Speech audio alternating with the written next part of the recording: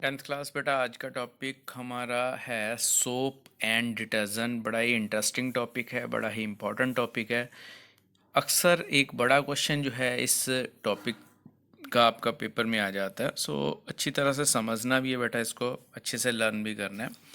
तो सोप और डिटर्जेंट क्या होते हैं, ये किस तरह से वर्क करते हैं, उसके बारे में हम स्टडी कर रहे हैं यहाँ पे।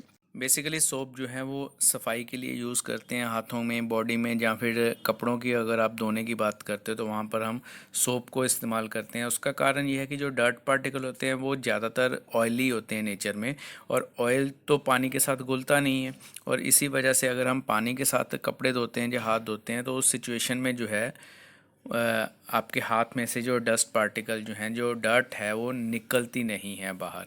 अब सोप का फ़ायदा क्या होता है? सोप के जो मॉलिक्यूल्स होते हैं वो सोडियम और पोटेशियम के सॉल्ट होते हैं, और with long chain of carboxylic acid.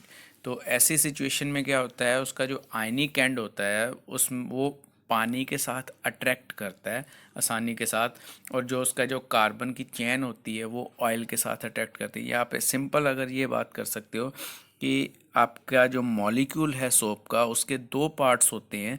एक पार्ट जो है वो पानी को अट्रैक्ट करता है और दूसरा पार्ट जो है वो ऑयल को अट्रैक्ट करता है।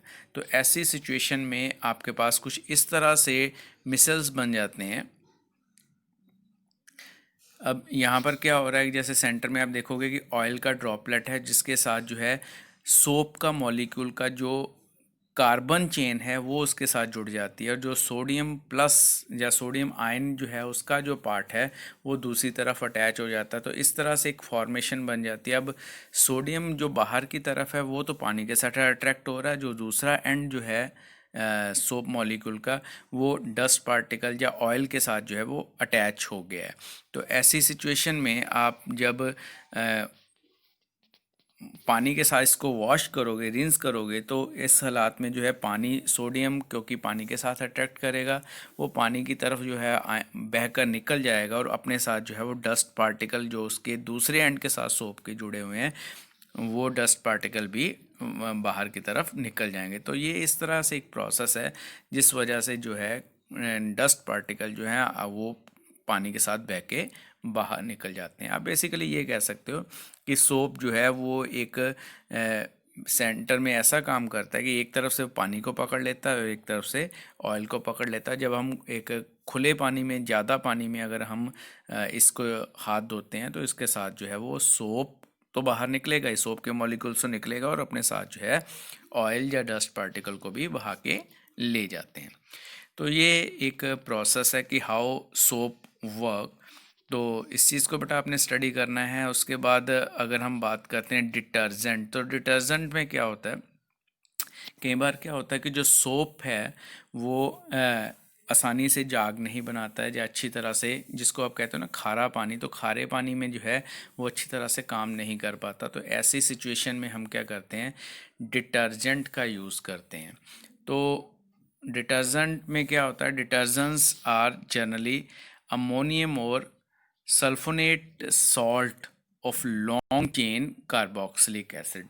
तो इस सिचुएशन में क्या होता है कि जो उसके जो चार्ज्ड एंड है वो आपका जो है वो खारे पानी के साथ जो है वो प्रेसिपिटेट्स नहीं बनाते। Insoluble precipitates of calcium and magnesium जो है वो नहीं बनेंगे अगर आप डिटर्जेंट यूज़ करते हो। तो इस सिचुएशन में क्या होता है कि डिटर्जेंट जो है वो खारे पानी में भी जो है, हार्ड वाटर में भी जो है आसानी के साथ जो है वो क्लीनिंग एक्शन करता है, अपनी जाग बना देता है, या फिर सफाई का काम जो है आसानी से कर लेता है। यही कारण है कि जहाँ पर आपका जो खारे पानी में सोप जो है वो ज़्यादा सोप इफ़ेक्टिव नहीं रहता, तो उस जगह पर जो है डिटर्जेंट ज़्यादा इफ़ेक्टिव रहते हैं।